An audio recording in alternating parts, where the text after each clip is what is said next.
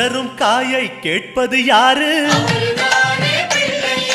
சிந்தனை வளமே தருவது யாரு?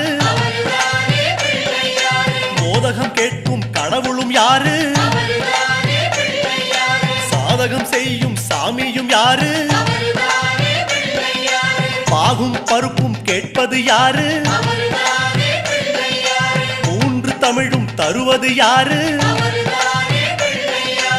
பரமேஸ்வரியின் தலைமகன் யாரு?